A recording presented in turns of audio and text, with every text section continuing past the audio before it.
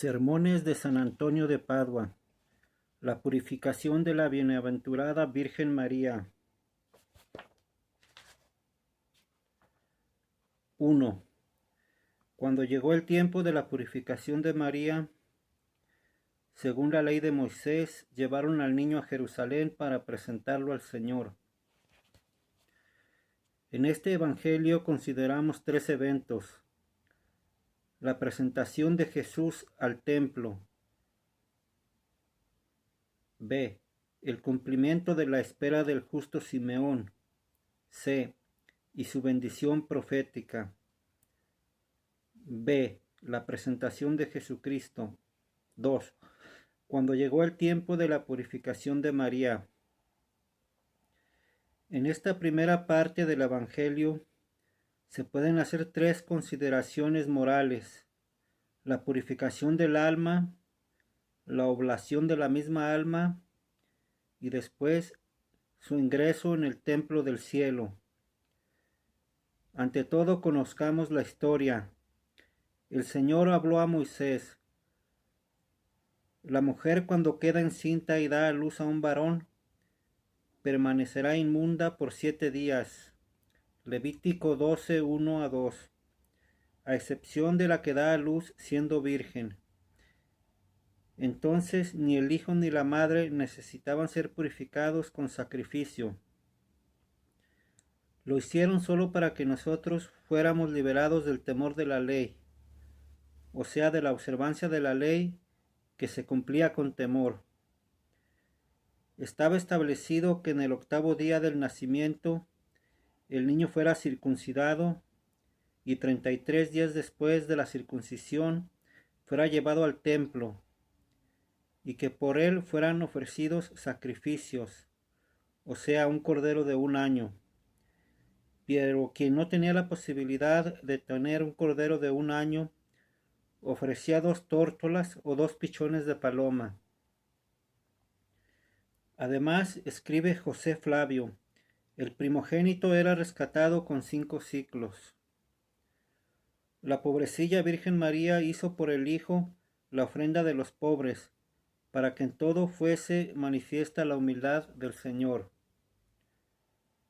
Lo que está escrito en Lucas: todo varón que abre la matriz, Lucas 2:23, hay que comprenderlo según lo que se dice en el libro del Éxodo: separarás para el Señor a todo primogénito del seno materno, y todo primer nacido del ganado de sexo masculino pertenece al Señor. Los primogénitos de los hijos de Leví eran ofrecidos al Señor, pero no eran rescatados y estaban dedicados continuamente a su servicio. Los primogénitos de los demás eran ofrecidos y rescatados. Los primogénitos del ganado, adecuados para ser inmolados, eran ofrendas para los sacerdotes. De los primogénitos de los animales inmundos no ofrecidos, algunos eran rescatados, como el primogénito del asno, que era sustituido con una oveja, que se ofrecía en su lugar. Otros que no eran rescatados, eran matados, como el primogénito del perro. 3. Cuando se cumplió el tiempo de la purificación de María. María, que se interpreta iluminada o mar amargo, o también señora, es figura del alma del justo, iluminada por el bautismo. Es mar amargo por la contrición del corazón y la aflicción del cuerpo. Y será señora en el reino, cuando se unirá al Rey eterno. Por ahora, mientras está en el destierro, necesita purificación, porque se mancha de muchas impurezas. Dice el eclesiástico: limpiarte ofreciendo las espaldas de las víctimas, y de tu negligencia purificarte con los pocos. 7:33-34. Purificar significa dejar el suelo limpio, quitando toda suciedad. Purificarte en anticipo, antes de ser juzgado, ofreciendo las espaldas, o sea, con obras de misericordia y de tu negligencia con respecto a los mandamientos, purificarte con los pocos, porque son pocos los que se preocupan de purificarse por tales negligencias. Se lee en la historia natural que las palomas sacan fuera del nido la bosta de sus pichones y lo limpian, y cuando los pichones crecen, les enseñan a sacar la bosta. Aristóteles. Así los justos purifican sus suciedades y las de sus súbditos, y les enseñan a limpiar las propias. Se lee en Jeremías: enseñen a sus hijas las lamentaciones, y cada una enseña a su vecina el canto de luto, porque la muerte subió por nuestras ventanas y entró en nuestras casas. 9:20-21. Como si dijera: el pecado mortal entra en el alma a través de los sentidos del cuerpo, pero se lo aleja con la medicina, la lamentación de la penitencia. Cuando uno se siente recargado de humores malignos, para liberarse toma una purga, dice el eclesiástico. El Señor creó de la tierra los medicamentos y el hombre prudente no los desprecia. 38:4. La tierra es nuestra carne y el medicamento es la penitencia. De la carne de la serpiente llamada tirus se hace la triaca, contraveneno, y de nuestra carne viene la medicina del alma, o sea, la penitencia. La penitencia es amarga, pero el hombre prudente, si se siente agobiado por la peste del pecado, no rehúsa tomarla, porque a través de la bebida amarga se llega al gozo de la curación. Es una gran necedad perder la salud y arriesgar la muerte por rehusar un poco de amargura. Se lee en los proverbios: el que compra dice, es todo basura, basura, pero cuando se aleja se jacta. 20:14. Así todo enfermo dice, esta bebida es demasiado amarga, pero cuando la enfermedad se va, entonces se gloriará. Así también hace el pecador que dice, la penitencia es amarga, pero cuando el alma sea purificada de la culpa, entonces se gloriará en la gloria celestial. 4. Cuando llegó el tiempo de la purificación de María, el alma así purificada y limpiada debe ofrecer un par de tórtolas o 2 pichones de palomas. En las 2 tórtolas son representadas 2 especies de castidad, y en los 2 pichones de paloma 2 especies de compunción. Vamos a considerar los 2 puntos. La tórtola, por su voz, es llamada ave púdica. Si fuera privada de su compañero, no se junta con otro. Camina sola y gimiendo, ama la soledad. Durante el invierno baja a los valles y se refugia, casi despojada de plumas, en la cavidad de los árboles. En cambio, durante el verano, sube a la montaña y ahí se elige su morada. De la misma manera, el verdadero penitente, purificado por la mortificación del alma y del cuerpo, no tolera más ninguna convivencia con el pecado mortal, porque como dice Isaías, el lecho será demasiado corto para estirarse y la manta demasiado estrecha para envolverse. 28:20. Como si dijera, la conciencia del justo es tan estrecha por el temor de Dios que el diablo no puede allí descansar, porque los santos, como dice Job, que imprecan al día, o sea, a la prosperidad mundana, están listos para despertar al Leviatán. 3:8. Y la manta de la gracia divina, aunque es muy grande, siempre le parece al justo corta y estrecha, tanto que no puede cubrir a 2 personas, el esposo y el adúltero, o sea, Cristo y el pecado mortal. Además, el justo, mientras vive en este cuerpo, está en el destierro, lejos del Señor. 2 Corintios 5:6. O sea, está privado de su amado, y por esto vaga solitario. No se mezcla con las agitaciones de la turba. Camina gimiendo y dice: Señor, delante de ti están todos mis deseos, y mi suspiro no te es oculto. Salmo 37:10. Ama la soledad de la mente y del cuerpo, y entonces dice: He aquí, errando, huí lejos y habité en el desierto. Salmo 54:8. Durante el invierno de la presente miseria, privado de las plumas de los bienes temporales, se contenta con las cosas humildes, pero cuando venga el verano del esplendor eterno, entonces volará a las alturas de la patria celeste.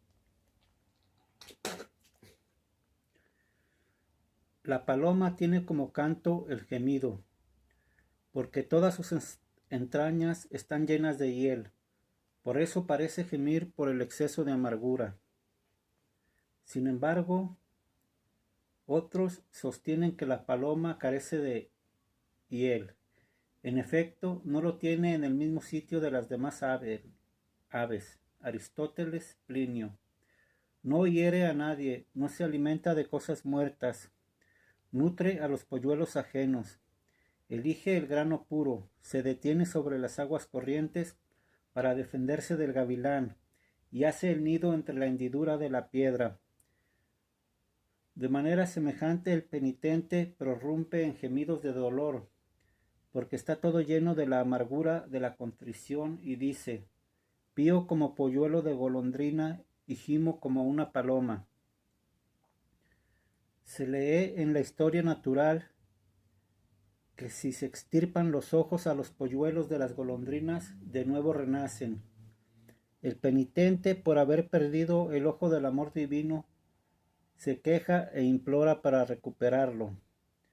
Aquel que en la amargura de su alma reflexiona en los años de su vida, no rinde mal por mal, no vive de las cosas muertas, o sea, de los frutos de su rapiña, sino que da lo suyo a los demás.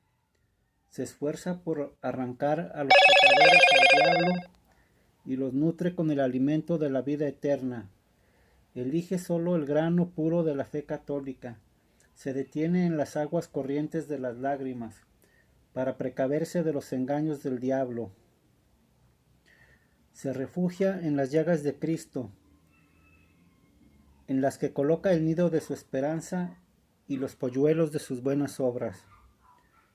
Aquí la glosa hace una interpretación diversa. El que no dispone de un cordero para el rescate, o sea, de las riquezas ganadas con una vida honesta, recurra a las lágrimas de la compunción, que están simbolizadas en los gemidos de la tórtola y de la paloma.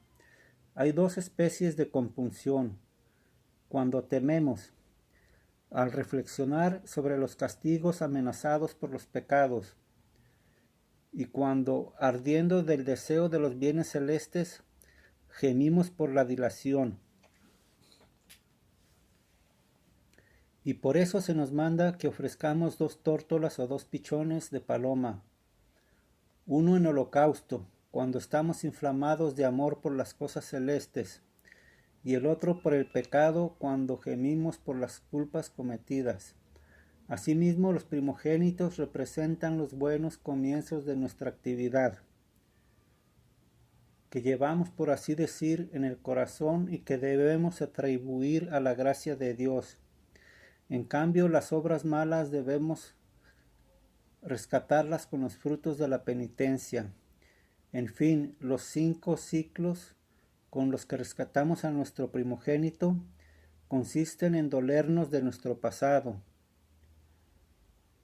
en exponerlo claramente en la confesión, en compartir los sufrimientos del prójimo, en temer todas las cosas del mundo y en perseverar hasta el fin. El que se purifique de esta manera y se ofrezca con tales sacrificios y el que sea rescatado con tal precio, sin duda, por amor de los ángeles, será acogido en el templo del cielo. B. Cumplimiento de la expectativa del justo Simeón. 5. En Jerusalén había un hombre de nombre Simeón. Lucas 2:25. Simeón se interpreta que escucha la aflicción e indica al penitente que sea que coma, sea que beba, sea que haga cualquier otra cosa, oye aquella voz terrible: resuciten, oh muertos, y vengan al juicio. El penitente dice con Job: yo te oí con el oído de la oreja, pero ahora te vi con mis ojos. Por eso me retracto y hago penitencia en el polvo y la ceniza. 42, 5-6. Observa que no dice con la oreja, sino con el oído de la oreja. El necio, como el asno, oye solo el sonido de la palabra de Dios. En cambio, el sabio percibe toda su fuerza y la conserva en el corazón. Dice la historia natural que si las orejas de los siervos están erguidas, tienen un oído finísimo. En cambio, si estuvieran caídas, no oirán nada. Los que son del mundo inclinan sus orejas al mundo, y por eso no pueden oír la palabra de Dios. Dice Jesús: por eso ustedes no oyen, porque no son de Dios. Juan 8:47. En cambio, los justos, siendo de Dios, levantan el oído hacia lo alto para sentir la aflicción. La aflicción es un dolor silencioso. Isidoro. Con el oído de la oreja, Señor Jesús, te oí que predicabas: hagan penitencia, pero ahora te veo con mis ojos colgar de la cruz.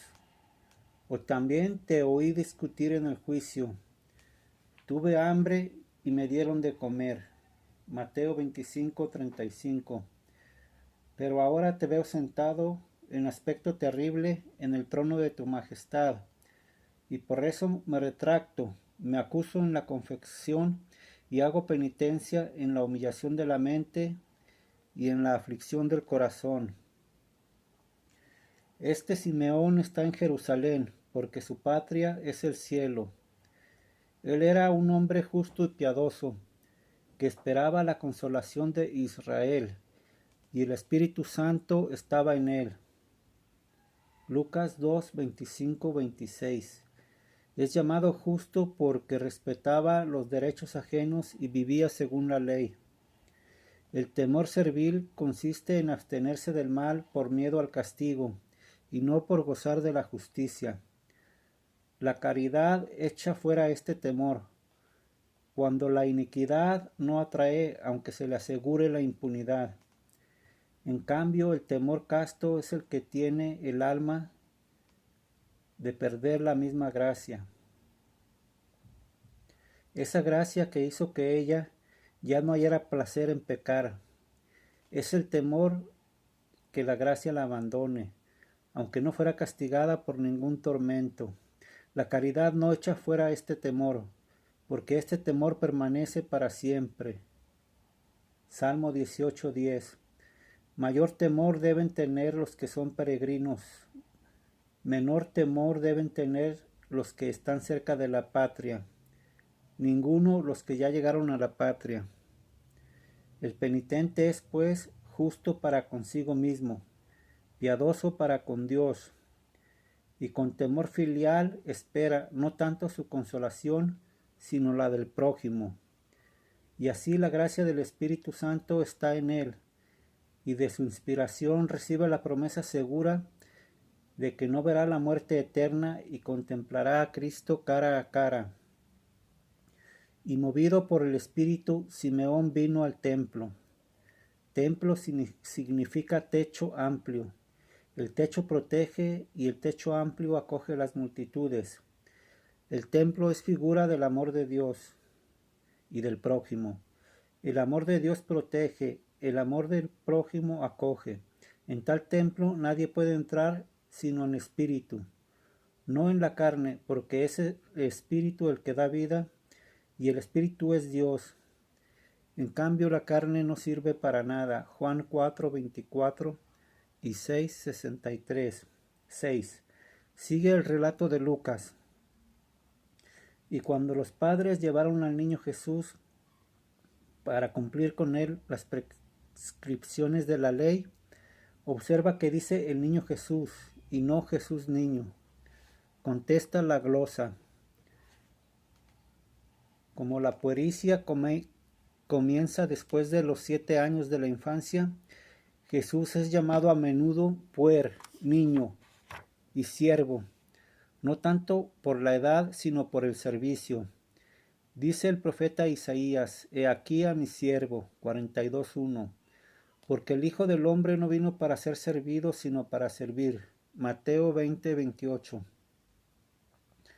Para nosotros fue ante todo siervo, como lo dice Isaías: Me hiciste servir en tus pecados, me fatigaste con tus maldades. 43:24. Por 33 años nos sirvió fielmente y después sufrió tanto por nosotros hasta derramar sudor de sangre, y finalmente por nuestro amor padeció la muerte. Oh queridísimos, ¿qué recompensa podríamos dar a un siervo tan fiel? ¿Y qué cosa podría ser adecuada a sus servicios? Ciertamente podríamos decirle como Tobías a Rafael: aunque me entregara a ti como esclavo, no podría compensar dignamente tus beneficios. 9:2. Y nosotros, infelices, ¿qué recompensa le dimos? Él mismo lo dice en el Salmo: me devuelven mal por bien, una aflicción para mi alma. 34:12. Porque no permitimos que la sangre de su pasión fructificara en nosotros. Por esto Él dio su alma para conquistar la nuestra, pero nosotros la privamos de este fruto cuando con el pecado mortal entregamos nuestra alma al diablo. Con razón pues dice el siervo Jesús: porque ante todo nos sirvió y después nos salvó. Y nadie será Jesús, o sea, salvo, si antes no fue puer, o sea, siervo. C. La bendición de Simeón. 7. Simeón tomó al niño en sus brazos y bendijo a Dios. Oh, gran humildad del Salvador. Aquel que no puede ser contenido en ningún lugar es llevado por los brazos de un anciano. El viejo hombre toma al niño, enseñándonos a despojarnos del hombre viejo que se corrompe, a revestirnos del hombre nuevo que fue creado según Dios. Colosenses 3, 9-10.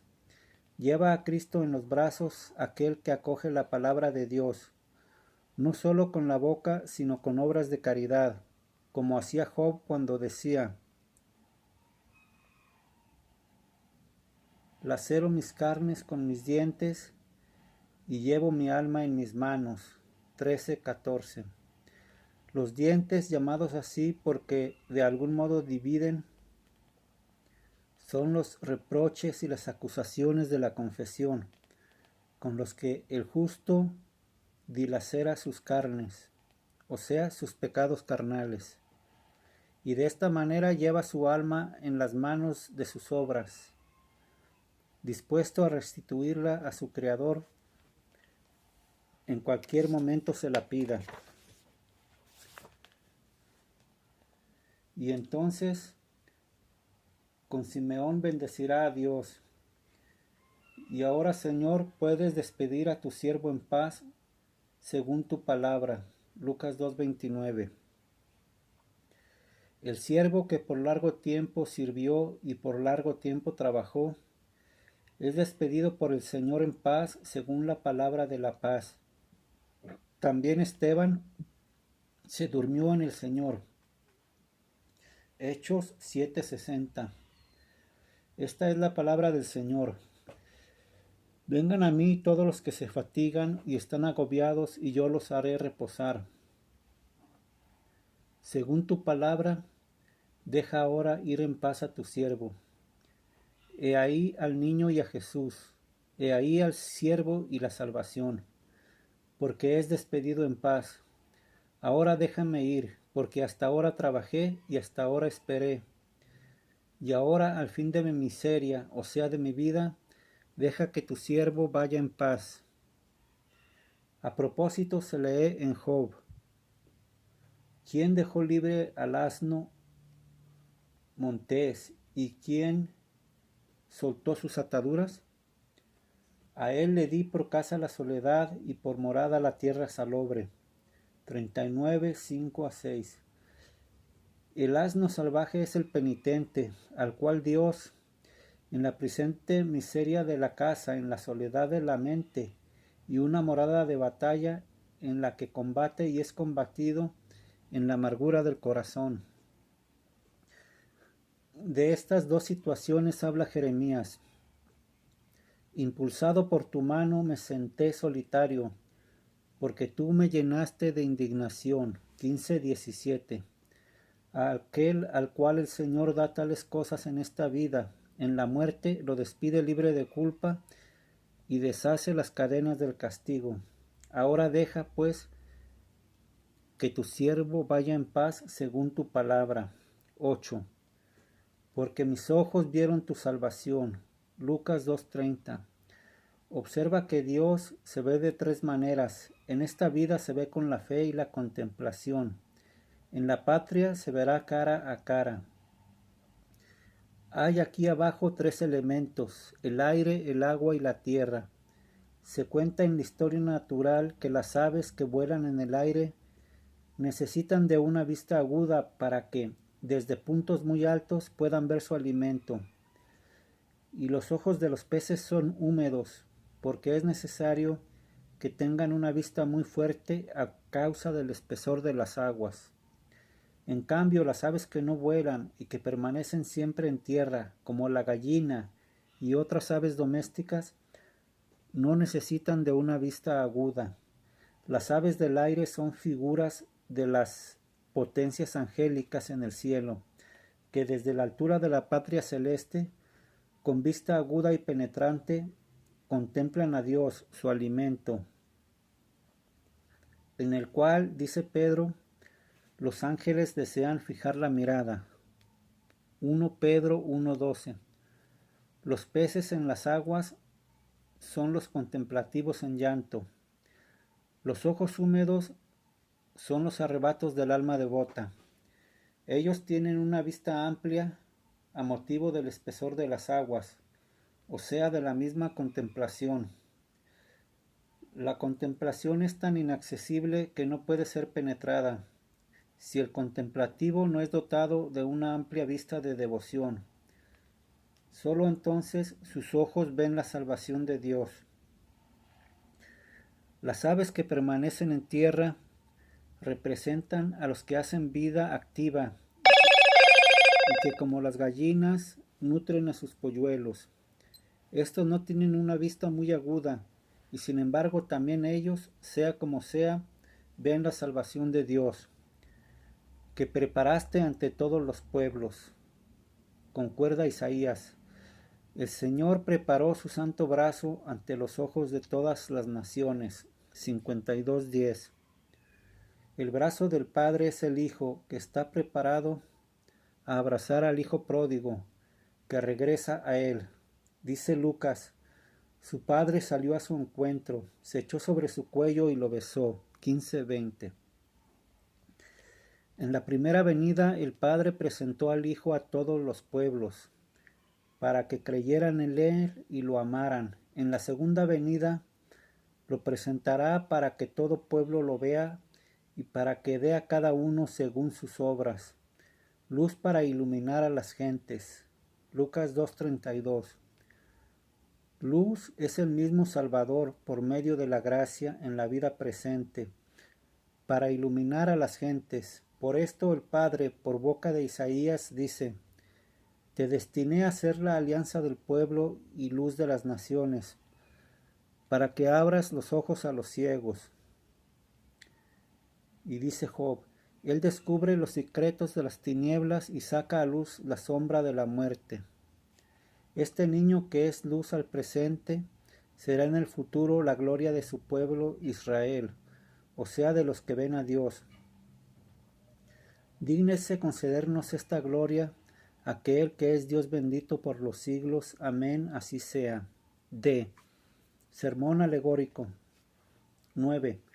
La abeja es pequeña entre los animales que vuelan, pero su producto es más dulce que todo.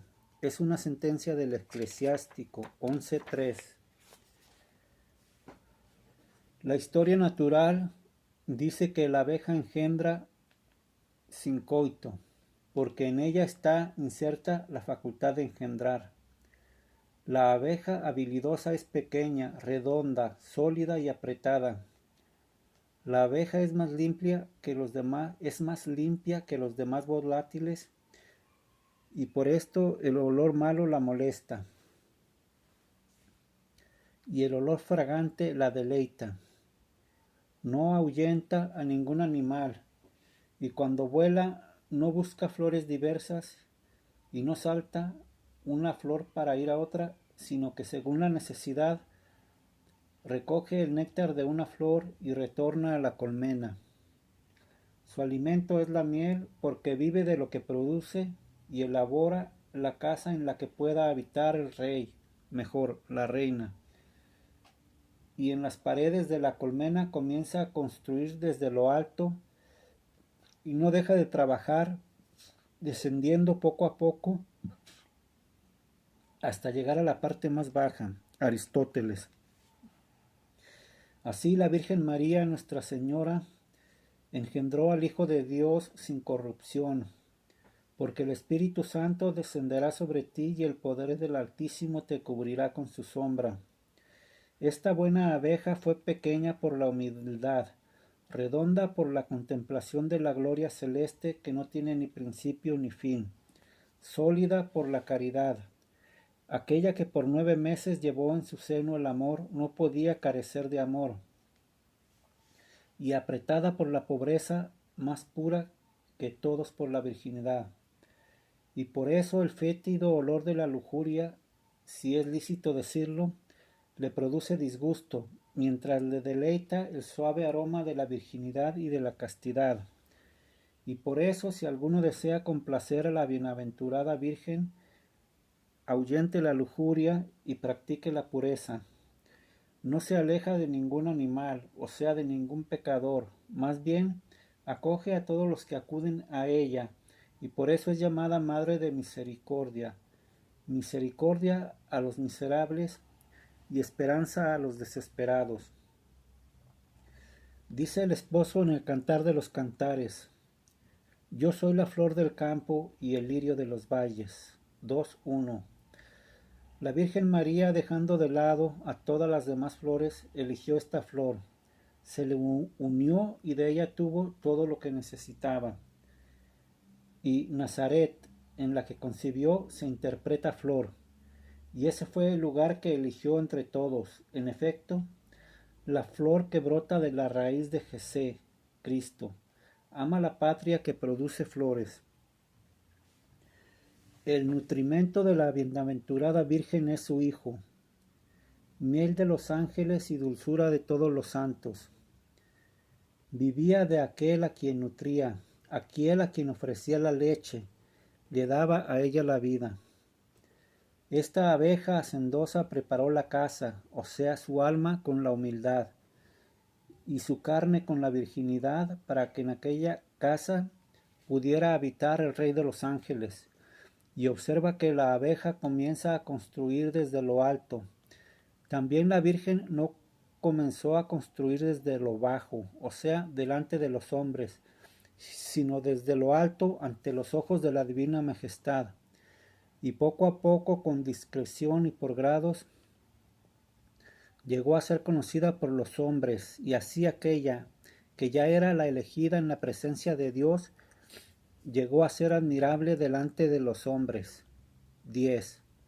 La abeja es pequeña entre los volátiles. Aunque resplandezcan en la bienaventurada María muchas virtudes y de manera excelsa, la humildad fue entre todas la más excelsa. Por esto, casi olvidando a los demás, despliega por delante la humildad cuando dice: Dios miró la humildad de su sierva. Lucas 1:48. Y por eso se dice pequeña entre los volátiles. Los volátiles, o sea, sus méritos, vuelan hasta el cielo empíreo, o sea, el más alto. De ella se habla en el libro de los Proverbios. Muchas mujeres juntaron riquezas, o sea, virtudes, pero tú las superaste a todas. Proverbios 31:29. Porque más que todas volaste a lo alto, aunque fue colmada de tantas riquezas de virtud, y fue exaltada por la abundancia de tantos merecimientos. Sin embargo, nuestra abeja fue pequeña, o sea, humilde, y hoy en el templo ofreció a Dios Padre el panal de miel, o sea, el Verbo encarnado, Dios y hombre. En el panal hay miel y cera. En el niño Jesús, la divinidad y la humanidad. La historia natural nos dice que la miel buena viene de la cera nueva y que la miel buena tiene el color del oro. La cera nueva es la carne de Cristo, asumida de la carne inmaculada de la gloriosa Virgen, y en ella hay la miel de la divinidad, indicada en el oro. Está escrito en el Cantar: la cabeza de mi dilecto es oro purísimo, 5:11.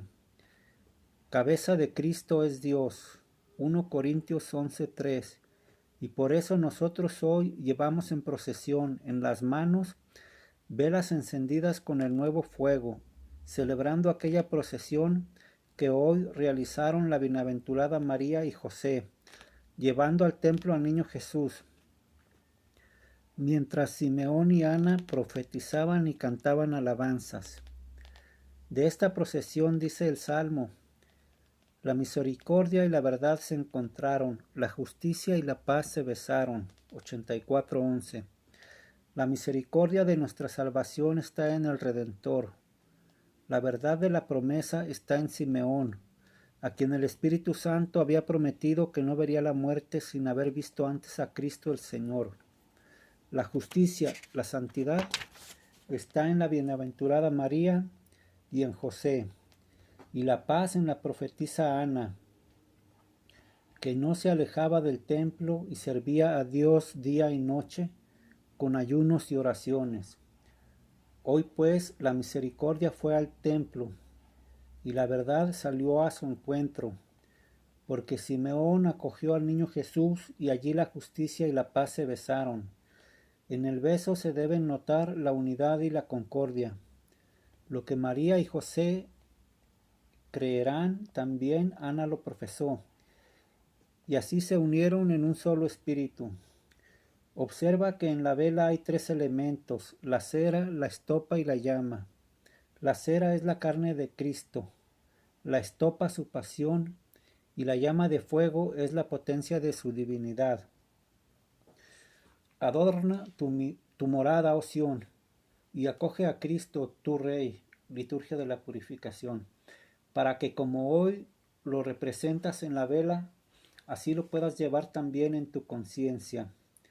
En la cera está simbolizada la pureza de la mente, en la estopa la mortificación del cuerpo, y en la llama el ardor de la caridad. El que lleva la vela con estos sentimientos revive dignamente el evento.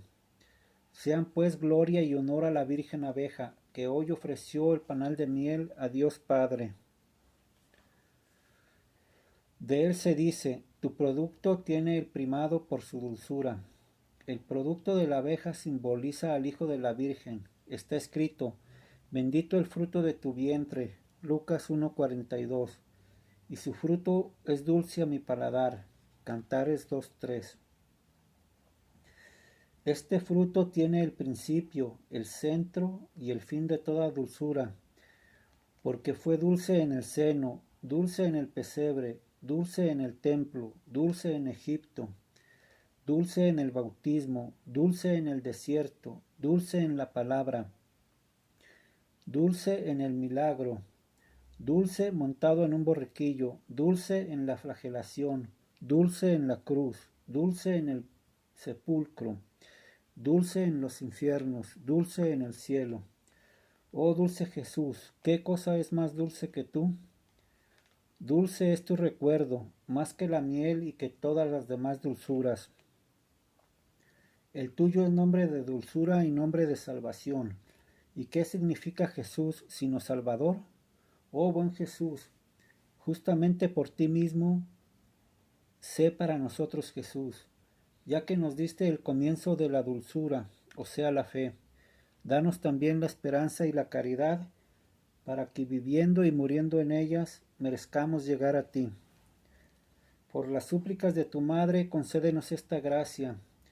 Tú que eres el Dios bendito por los siglos. Amén, así sea. Sermón moral 11. La abeja es pequeña entre los volátiles. El nombre abeja deriva del latín apis, formado por a, privativo, que significa sin, y pie, por el hecho que parece que nazca sin pies. O también las abejas se llaman así porque se enlazan entre sí con los pies. Dice la historia natural que la abeja pequeña es más laboriosa y tiene 4 alas sutiles. Su color es negro y está como quemada. Las aves adornadas pertenecen al número de las que no hacen nada. Son de por sí solitarias y buscan la soledad y no hacen nada bueno. Las abejas obreras recogen las flores del sauce, frotan con ellas la superficie de la colmena y lo hacen únicamente a causa de los animales nocivos. Y si el ingreso a la colmena es ancho, lo restringen. Durante el invierno están bien en un lugar cálido y en el verano prefieren un lugar fresco. Y advierten el invierno y la lluvia. Y esto se deduce porque en aquel entonces no salen y no se alejan de la colmena, sino que vuelan entre las colmenas, y los apicultores entienden por eso que está por llegar la lluvia. Además, observa que 3 cosas perjudican muchísimo a las abejas: el viento, el humo y los insectos. Cuando sopla un viento fuerte, enseguida los apicultores cubren las aberturas de las colmenas para que no se filtre el viento. Los que quieren sacar la miel a las abejas las ahuman, porque el humo las aturde. En fin, hay insectos que las perjudican. Si las abejas son robustas, los matan y los sacan de la colmena. Las otras abejas que son débiles, por los daños que sufren por estos insectos, se debilitan en su actividad. Aristóteles. Consideremos estos hechos uno a uno. La abeja es cualquier justo cuyos pies son los sentimientos de amor, infundidos en él no por la naturaleza, sino por la gracia, porque todos por nacimiento somos hijos de la ira. Efesios 2:3. Con estos pies, o sea, con estos sentimientos, se enlazan recíprocamente los justos, como dice el apóstol. Emúlense en el respeto recíproco. Romanos 12:10. Y en el Apocalipsis está escrito: los pies del ángel eran como columnas de fuego. 10:1. De la misma manera, los sentimientos del justo, del cristiano, deben ser columna para sostener la fragilidad de los demás y fuego para inflamarlos del amor de Dios. La abeja pequeña, o sea, el justo humilde, es más laborioso. Se lee en el primer libro de los Reyes que David dice: yo, tu siervo, a solas maté un león y un oso. 17:36. El que se proclama siervo se muestra humilde. En el león está simbolizada la soberbia, en el oso la lujuria. Cuánto trabajo cueste matar estos 2 vicios, solo lo sabe quien lo experimentó. Y observa que antes es nombrado león, porque si antes no se extirpa la soberbia del corazón, no se puede vencer la lujuria. Y observa que antes es nombrado león, porque si antes no se extirpa la soberbia del corazón, no se puede vencer la lujuria. Las 4 alas del justo son el desprecio de sí, el rechazo del mundo, el celo por el prójimo y el anhelo del reino. O también son las 4 virtudes cardinales, con las que el justo se eleva de la tierra y penetra con su mirada en los cielos. Su color es negro como quemado. A este propósito se lee en las Lamentaciones. Su rostro se hizo más negro que el carbón, y en las plazas ya no son más conocidos. 4:8. El carbón apagado es el pobre de Cristo, cuyo rostro se puso negro por el hambre y la sed, por la fatiga y el sudor. Y por esto en la plaza del mundo, que es la gloria humana, no se le conoce. Las abejas adornadas son los religiosos vanos y los hipócritas, que se glorian de una honestidad exterior y de la observancia de sus tradiciones. Viven aparte, buscan la singularidad y por eso nada bueno hacen, porque solo se preocupan de complacer a los hombres. Después se destacan las abejas obreras, que frotan las colmenas con las flores de sauce. En el sauce está simbolizada la amargura de la abstinencia, de las vigilias y de las lágrimas, con la que los penitentes afligen su cuerpo y casi lo frotan para protegerlo de los animales dañinos, o sea, de la lujuria y de toda inclinación al mal. Los hombres carnales se untan de miel, o sea, de los placeres temporales, y por eso son acometidos por enjambres de moscas, que son los malos pensamientos y las tentaciones, mientras evitan a los justos porque se untan de amarguras. Nuestra carne, afirma el apóstol, no tuvo reposo alguno. 2 Corintios 7:15. Y si las aberturas de la colmena, o sea, de los sentidos del cuerpo, son anchas y abiertas por la lujuria y la curiosidad, las restringen y las reducen. Cerrada la puerta de los sentidos, entra en la habitación de tu conciencia y ahí ora con tu Padre. Mateo 6:6. En el invierno, o sea, en el tiempo de la adversidad, los justos deben tener un lugar cálido, o sea, un ánimo enérgico, para no ser abatidos por las adversidades. En cambio, durante el verano, o sea, en el tiempo de la prosperidad, deben tener un lugar fresco, o sea, un ánimo constante, para que la prosperidad no los hinche y los disuelva. En efecto, el calor disuelve, mientras que el frío endurece y consolida. Y conocen el invierno y la lluvia, o sea, prevén las tentaciones. En Job así se dice del caballo, o sea, del justo. De lejos olfatea el combate, las órdenes de los comandantes y el fragor de la lucha. 39:25. Los jefes son las tentaciones engañosas que bajo la apariencia de la virtud parecen brindar exhortaciones razonables, y el ejército es el apetito carnal que como lobo aúlla descaradamente. Con todo el justo, con el olfato de la discreción desde lejos, husmea a ambos y de ambos se cuida. Cuando los justos advierten que está por desencadenarse la tentación, no salen de sí mismos a través de los sentidos del cuerpo, sino que se recogen dentro de sí y allí se elevan con el vuelo de la contemplación. Dice el libro de la sabiduría: entraré en mi casa, o sea, en mi conciencia, y descansaré con la sabiduría. 8:16. La sabiduría deriva su nombre de sabor, ese sabor que se gusta en la contemplación. y observa que tres cosas perjudican muchísimo al justo.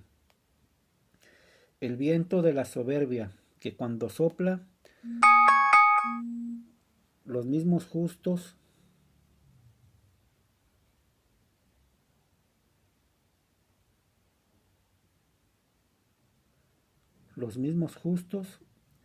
que son custodios de sí mismo,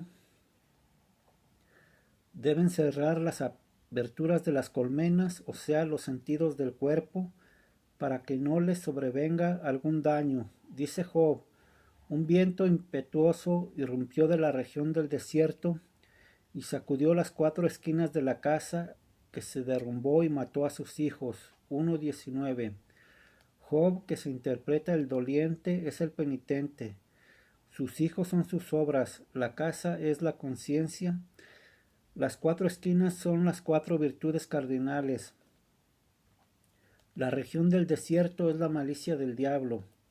Cuando la soberbia irrumpe impetuosa, sacude la conciencia, la cual, desarraigada de su estado, se derrumba, derrumbándose, destruye las obras de la penitencia, porque antes de su caída el corazón se ensoberbece, y la soberbia tiene en sí misma su ruina. Proverbios 18:12. Además hay el humo de la avaricia, que ciega los ojos de los sabios. Cuando los demonios quieren quitarle a uno las dulzuras del espíritu, le soplan el humo de la codicia. Se lee en el libro de los jueces que Abimelech, que se interpreta mi padre rey, y todo su pueblo, cortaron ramas de los árboles, formaron un inmenso cúmulo, les pegaron fuego y quemaron el presidio con todos los hombres y mujeres que estaban encerrados, y así sucedió que por el humo y por el fuego murieron 1000 personas. 9:48-49. El árbol es el mundo y sus ramas son las riquezas y los placeres. El diablo, que es el padre y el rey de todos los hijos de la soberbia. Job 41:25. Con toda la turba de los demonios, corta las riquezas y los placeres del mundo. Les pone por debajo el fuego de la avaricia.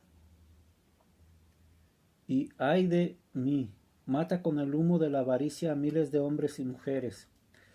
En fin, los insectos, o sea, las seducciones de la carne y los pensamientos impuros, son perjudiciales a los justos. Si ellos son fuertes y constantes, los matan y los alejan de sí. En cambio, si son débiles y afeminados, también sus obras serán débiles y afeminadas por los pensamientos impuros y por las seducciones de la carne. Después de haber tocado sucintamente las propiedades de las abejas, regresemos a nuestro argumento. 12. Entre los volátiles, pequeña es la abeja. Los volátiles son los santos, de ellos habla Mateo. Miren las aves del cielo, que con la contemplación se elevan hacia el cielo. Ellas no siembran la vanidad ni cosechan la tempestad. De tal semilla brota tal fruto, y por eso no acumulan la condenación en los graneros del infierno. 6:26. Entre estos volátiles está la pequeña abeja, o sea, el penitente humilde, que se juzga indigno de esa asociación de los santos, entre los cuales se hace pequeño, y por eso se verifica lo que sigue. Su fruto tiene el primado de la dulzura. A propósito, dice el Salmo, será como un árbol plantado junto al río. El árbol es el penitente plantado junto a las corrientes de agua, o sea, en la abundancia de las lágrimas y de las gracias. Su raíz es la humildad, el trono que emana de la raíz es la obediencia. Las ramas son las obras de caridad que se extienden tanto al amigo como al enemigo. Las hojas son las palabras de vida eterna, los frutos son la gloria celeste que tiene el principio, el centro y el fin sin fin. El principio es la suavidad de la contemplación que de cualquier manera saborea el penitente. El centro es el reposo del alma después de la muerte del cuerpo. El fin sin fin es la doble estola de gloria en la bienaventuranza eterna. Dígnese concedernos esa bienaventuranza eterna, aquel que es el Dios bendito por los siglos. Amén, así sea.